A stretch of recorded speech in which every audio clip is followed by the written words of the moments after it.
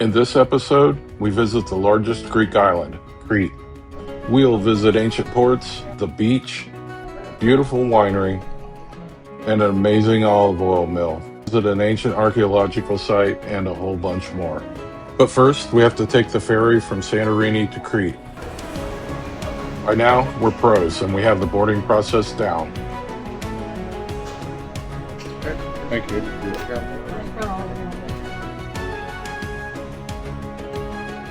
And just that fast, it was time to disembark. None of the crew seemed to be in the usual rush because this is where the ship would spend the night. We made the quick trip to our next beautiful hotel, had dinner, and settled in for a good night's sleep.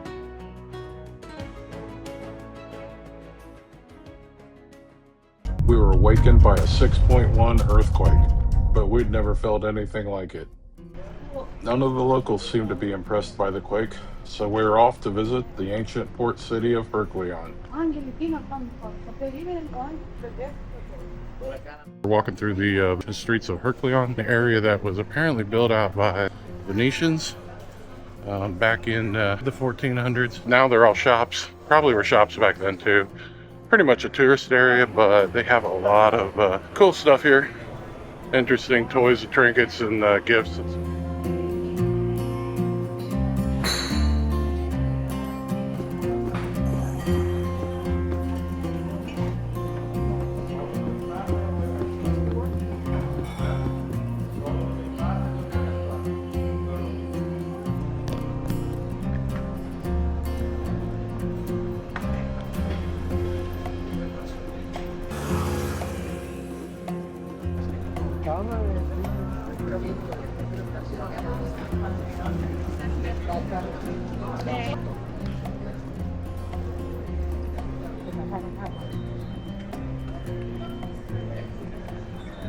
So we did have a 6.1 earthquake last night, and we hadn't seen any damage until now.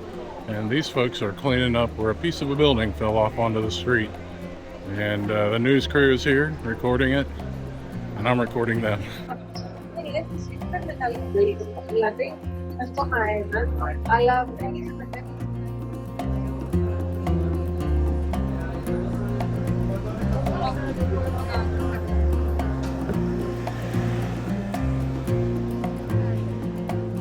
There is some broken glass.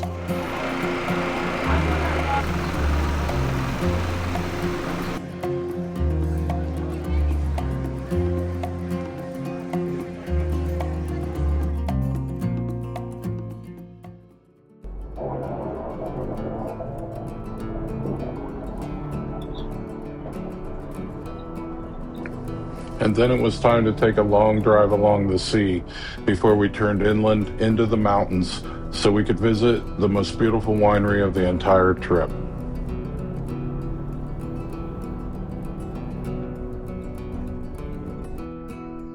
We arrived at what might be Crete's most beautiful winery, Heraklion.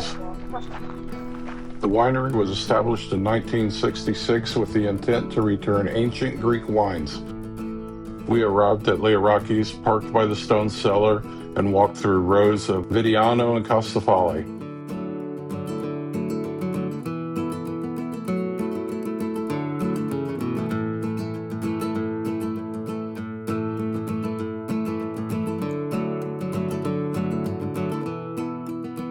We were greeted with fresh bread, olives, olive paste, and olive oil, plus an amazing local honey like I've never tasted.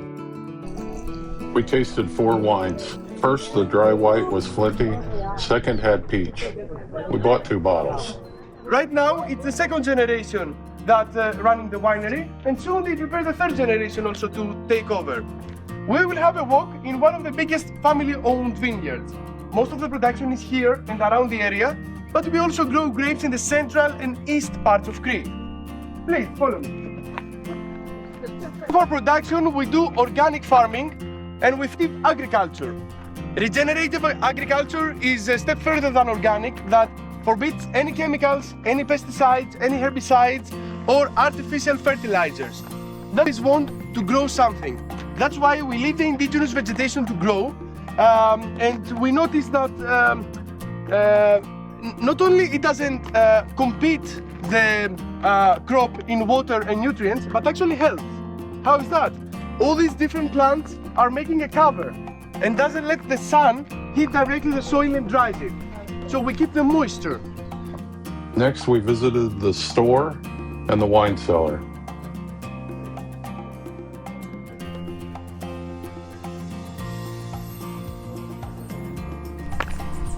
While the girls shopped, I went outside to explore the olive orchard and explore the gardens.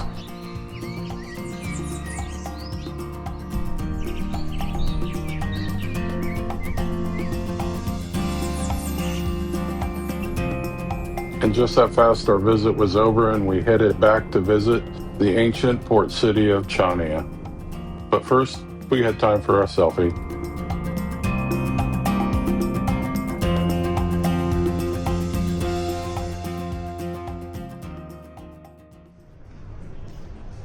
The port of Chania was constructed by the Venetians in the 14th century as a major trade center. Its lighthouse, built around 1595, guided merchant vessels through bustling waters. Occupied by the Venetians until the Ottomans took control in 1669, the harbor has witnessed centuries of commerce and conflict. Today it stands as a historic site.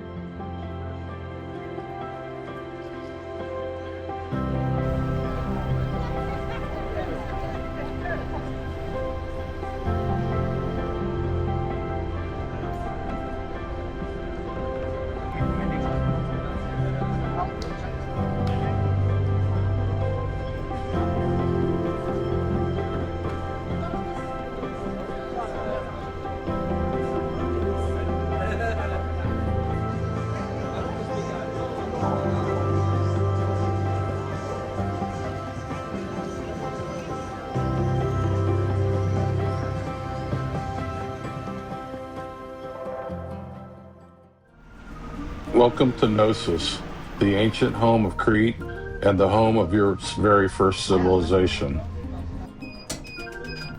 Scanner. Push.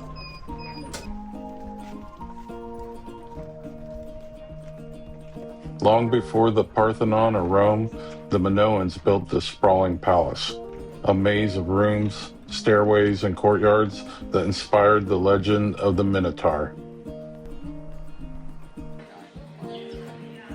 Here, 3,500 years ago, kings ruled, artisans created, and traders sailed across the Mediterranean. This is the throne room of the Palace of Knossos, the throne of Minos.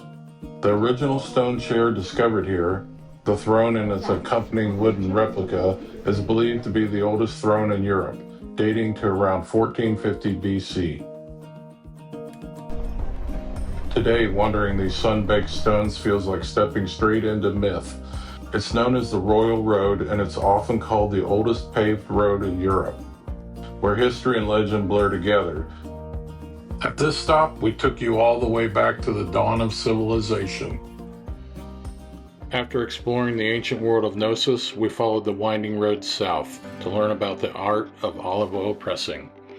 We arrived at Karaniki's olive oil mill and walked past old stone walls and ancient trees.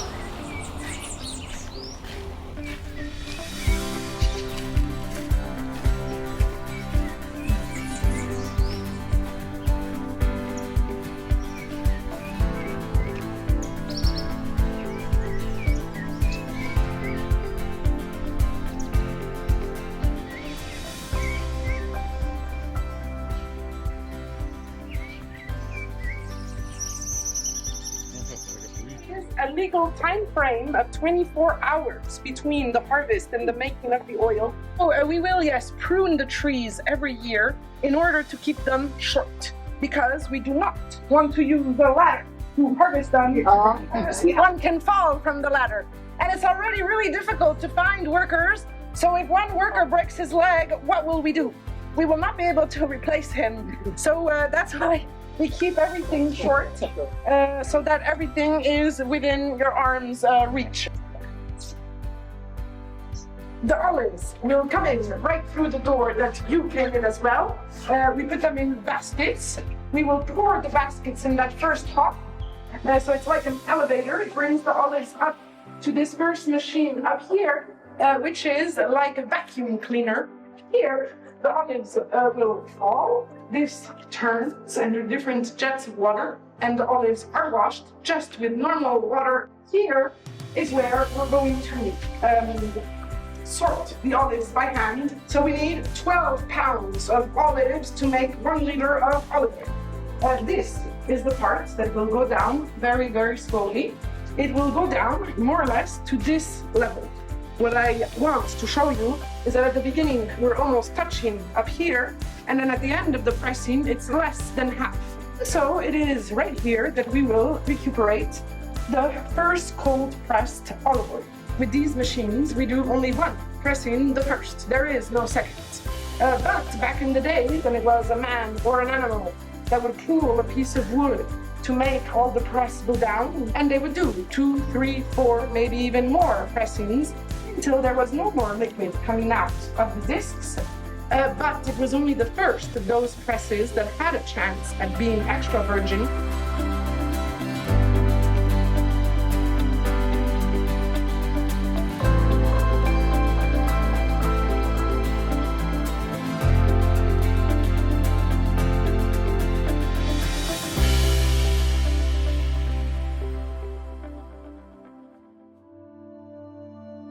After we got back to our hotel, we had time to walk down the road, pass through some grapevines, and visit the beach one last time before our trip came to an end.